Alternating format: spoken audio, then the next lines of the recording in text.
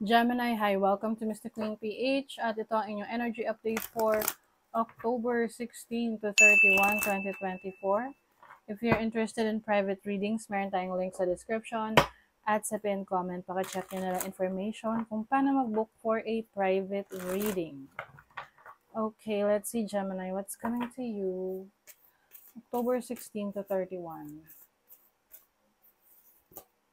Passion. You may be experiencing passionate relationship with your romantic partner if you are in a relationship. Kung single ka naman, pwedeng magiging passionate ka sa iyong trabaho, sa iyong career, or sa isang hobby, no? Sa iyong whatever is kumbaga nagpapalakas ng iyong interest sa about your purpose in life. So pwedeng nare-realize mo ano talaga yung gusto mong i-pursue sa buhay. May harvest, it's time to harvest yung mga itinanim ninyo. Aanihin nyo na. So again, kung wala kayong itinanim, edi walang aanihin. Sabi nga, kung may itinanim, may aanihin. This can be literal na, you're into agriculture or pwedeng napaka-mundane lang yan. Parang simpleng bagay na may mga tanim ka sa likod bahay, makikita mo na yung bunga niyan. Or anything na in-important mo, trabaho, career, or business that will bring you abundance. It's harvest time. Ano pang i-harvest? Second house. This is your finances. So, related sa kaperahan to. Pwedeng may investment kayo, tapos it's time to harvest yung kita mo for your investment or for your business. Yung iba yung mga nagpaparenta dyan. Yung iba nakakapag-ROI na kayo sa inyong investment. Especially if this is sa real estate. Yung mga nagpapa-Airbnb. Healing. Ayan. You're also healing. Healing from your past. 1111. Ayan. Maaring yan yung number ninyo. Lucky number 11.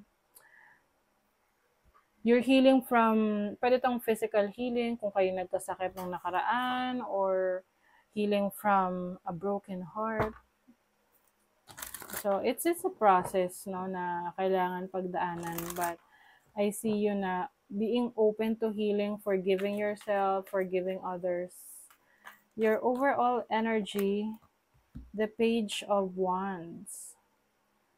Very kayo ngayon, adventurous, Gemini. Pwedeng kayo ay may mga magta-travel kayo, pupunta kayo sa iba't ibang lugar for your project o kaya for your business.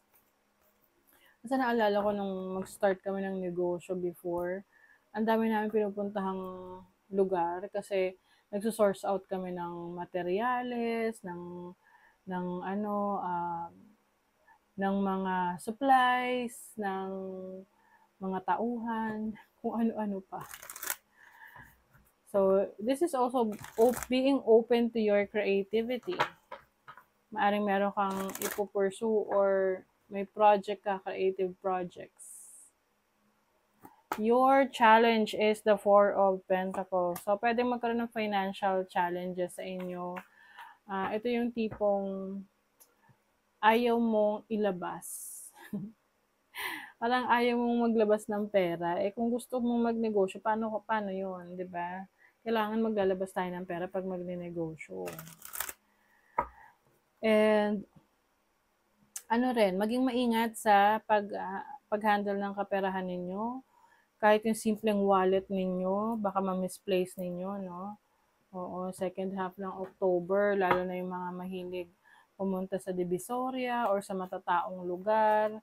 Make sure na naka-safety yung inyong coin purse or wallet. Okay? Your opportunity. Three of Swords. I think, no, you are healing from a broken heart. Kasi opportunity na siya for you. Some of you, Gemini, pwedeng kayo yung meron kayong iiwanan na relationship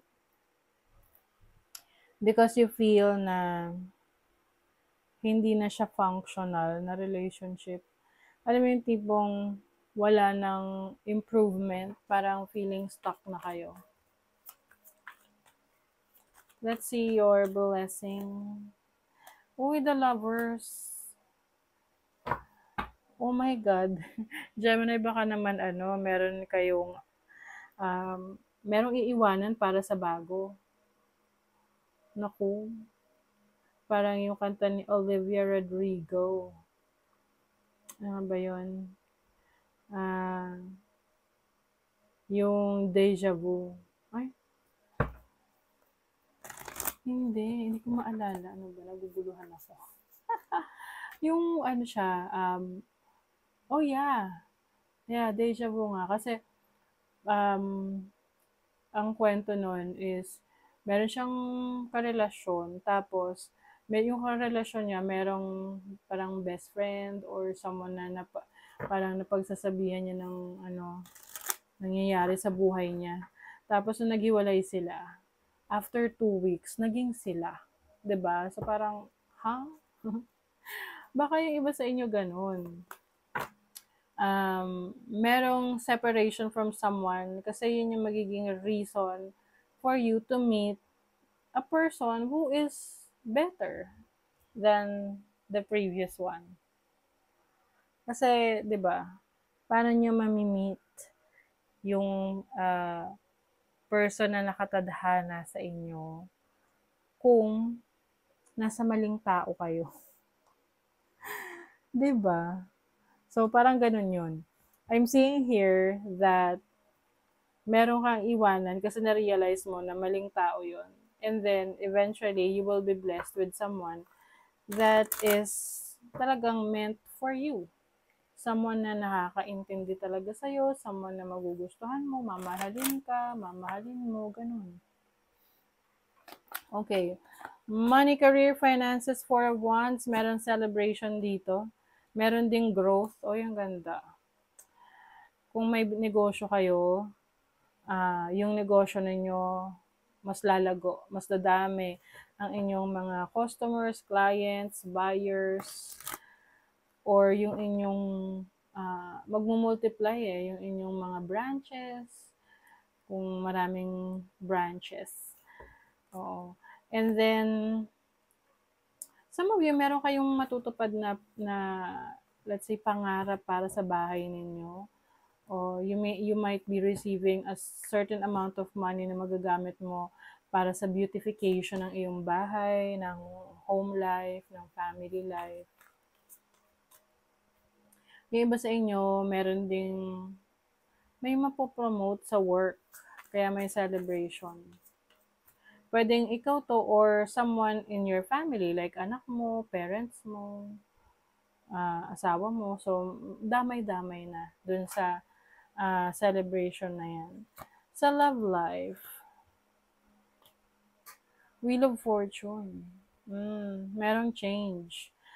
I think,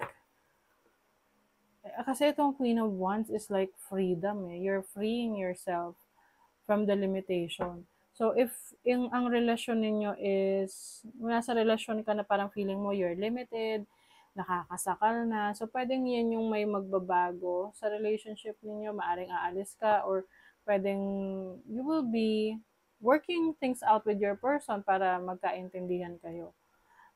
If you're single, I don't think na mas magpipay attention ka sa romantic connection.